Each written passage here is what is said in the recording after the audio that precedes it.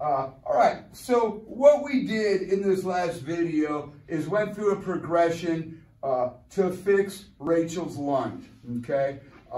Her lunge where her left knee was down was unstable, okay? And we went through a progression of exercises that I like to use. Keep in mind that depending on the person and the nature of the instability,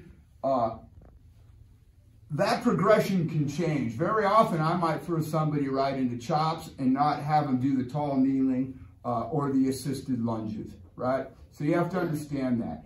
All these work and they all have their place in the progression. It just really depends on how unstable the hip is. Sometimes the hip is so unstable that we actually got to get in there and unload that hip with manual therapy. But all in all, I think the progression we gave her is good. It's going to help her out, make it easier for her to carry young Jack everywhere she goes. What are your thoughts, Shane? Well, it's just with a lot, it's like you said, it's person to person, because you've got to put the person in a somewhat vulnerable situation, right, where they have to react, but they can't be so vulnerable that they're at high risk of injury, right? So you put them in an environment where they'll learn, which always is going to carry some amount of risk, but you minimize it. And so you have to find the corrective exercise that does that best, and that's going to be person to person, just depending on how unstable they are in the movement. And a lot of times you have to do a ton of static work where there's just not much motion, right? Basically just being down on one knee, holding on to, you know, the bar there. Like, you've got to work those kinds of things for a long time, then lifting the foot. That's not a high-risk move right there, right? But coming from a high to low lunge or going up, for some people, well, actually, I would say for a lot of people, you know, 50 and up, there's a high percentage that is going to have a very difficult time with that. So you have to choose your corrective exercise really carefully. Yeah, I think something to take note of here is that we don't always use the exercise that's showing a failure as the move to fix it. Right? So, you know, we know that fixing a bad squat is really hard to fix by having somebody squat, right? You've got to pare the movement down. So, starting out static is a great place. I know just getting people to squat, sometimes just getting them into a deep squat and having them hang out without even pulling out of it is a great place to start.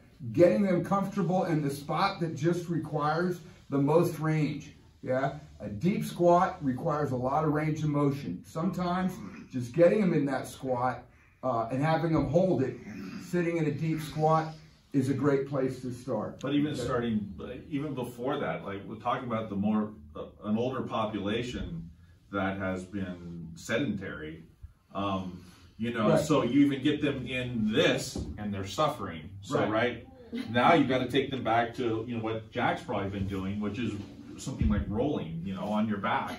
And building your strength there, building your capacity and your awareness of breathing again. Right. So Shane brings up an interesting point. We use neurodevelopment as our progression, right? So for us, function is neurodevelopment: breathing, rolling, crawling, getting up and walking. The lunge is part of getting up, Very often, you want to go earlier into neurodevelopment to fix something. So if she's having issues with her lunge, which is getting up, maybe we have to go back and fix breathing, rolling, crawling, Maybe not. It has to be assessed and figured out. I would say 9 out of 10 times, something earlier in the progression needs to be fixed. Maybe a rolling pattern, like Shane said, or a crawling pattern, right?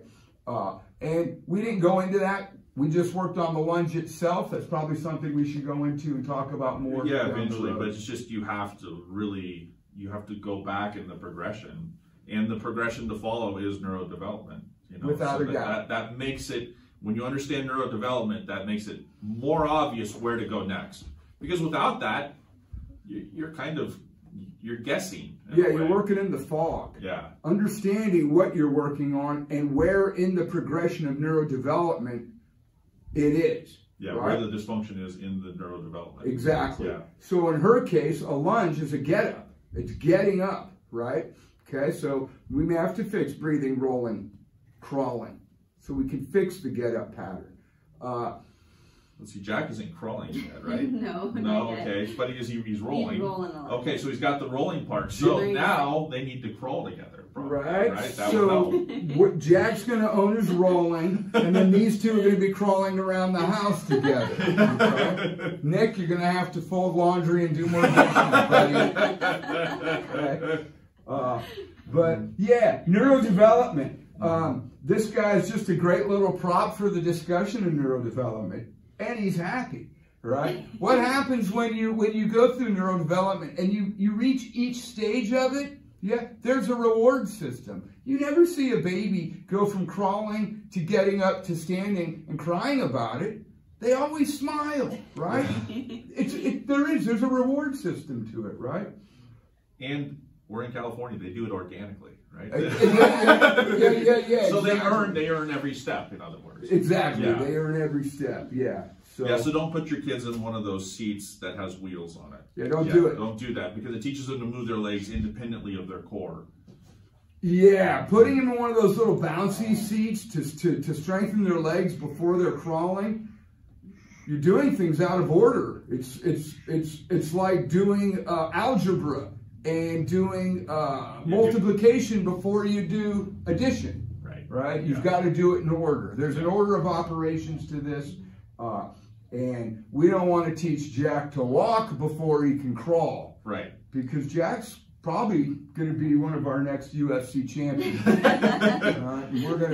We're starting his training early. So just coming back to fixing the lunge, like actually we could just have her watch Jack probably for the next 3 months, and she would probably figure out how to fix her lunge, because Jack in the next 3 to 4 months is going to crawl, then he's going to get up to his here, and he's going to grab on the furniture, right? And he's going to try to pull himself up, right? And that's exactly what. And if you look at that, we're just breaking that down into smaller pieces for Rachel. Yeah. So.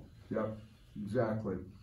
So I think we're off to a good start. We're going to work on this. We're going to work on stabilizing her hips, and if we need to work on crawling and rolling and those things, we'll do that too. And those are videos we'll get to eventually. A huge part of sorting that stuff out is doing a movement screen. The FMS movement screen is huge for sorting out neurodevelopment.